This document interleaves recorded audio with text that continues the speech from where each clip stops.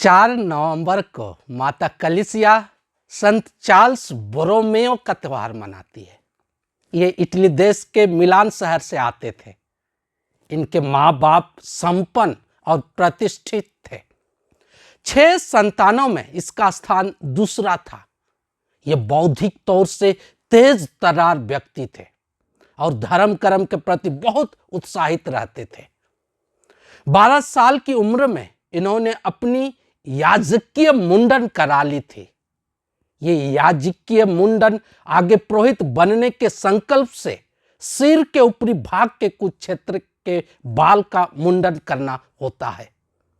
संत Charles बोरोमेयो अपनी सभी प्रारंभिक पढ़ाई पूरी करके पाविया के विश्वविद्यालय में कानून की पढ़ाई के लिए दाखिला ले और 21 साल के उम्र में ही इस विषय में पीएचडी की उपाधि पा ली।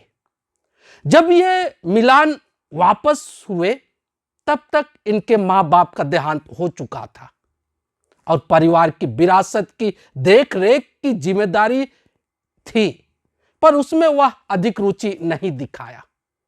वे कलीसिया की सेवा करना चाहते थे।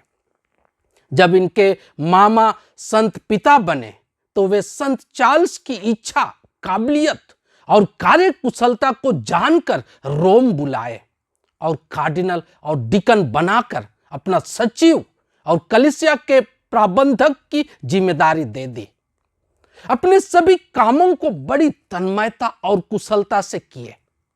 संत पिता पियूस चौथे ने कई सालों से नहीं हुए ट्रेंट की महासभा का अधिवेशन बुलाने की सोची और इसके आयोजन का कार्यभार संत चार्ल्स को दे दी।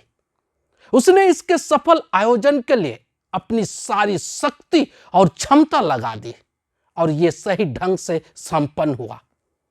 इस अधिवेशन के अंतिम समय संत चार्ल्स के बड़े भाई की आकस्मिक मृत्यु हुई, जो परिवार की देखरेख कर रहा था।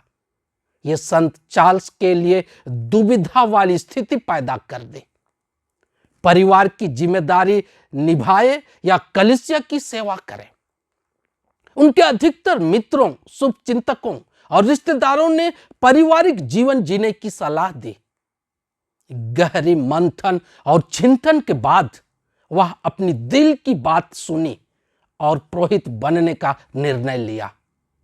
बपौती मिली जायदाद को अपने चाचा के नाम कर उसे खुशी से सौंप दी।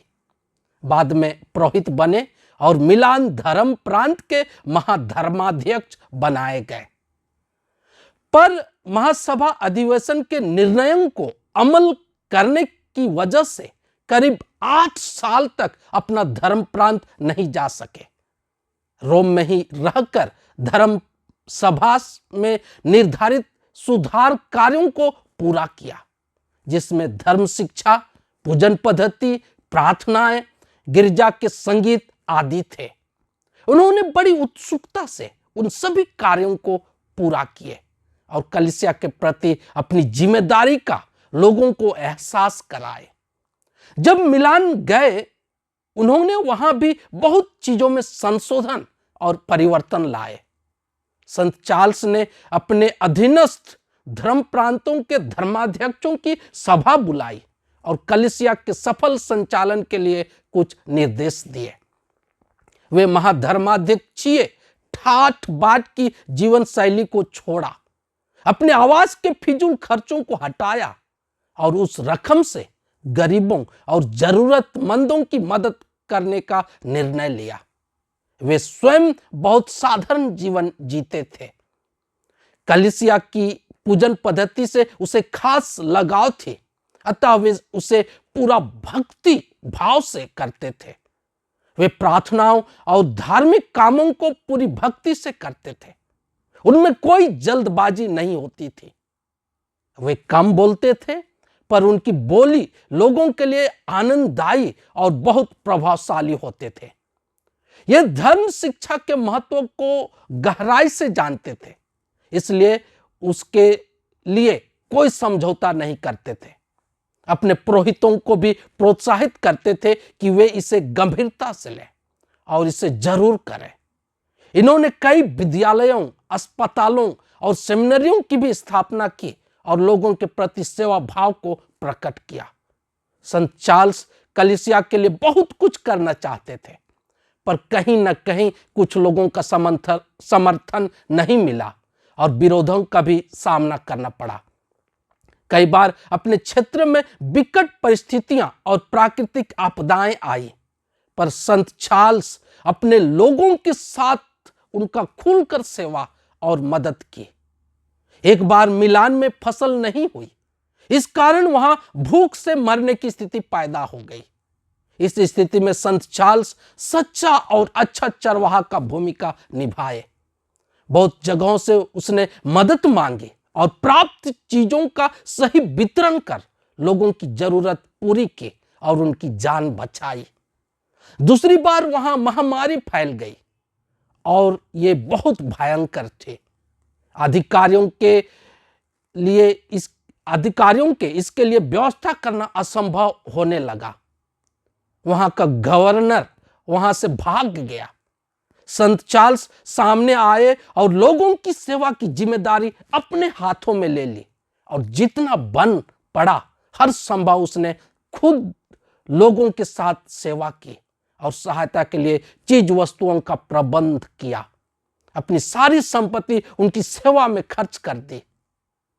इन्होंने कैथोलिक कलीसिया पर लगने वाले आरोप का खंडन करने के लिए कई स्थानीय और अन्य देशों की भी यात्रा की और अपने विवेक, तर्क और अनुभव से संत चार्ल्स ने कलीसिया की रक्षा की। अत्यधिक प्रशासनिक सुधार कार्यों और यात्राओं का असर इनके स्वास्थ्य पर पड़ा और ये गंभीर रूप से बीमार हो गए और केवल 46 साल की उम्र में इनकी मृत्यु हो गई। संत चार्ल्स जीवन भर कलीसिया की सेवा की, उनके विकास और उत्थान में लगे रहे और धर्माध्यक्षों और पुरोहितों के लिए आदर्श छोड़ गए।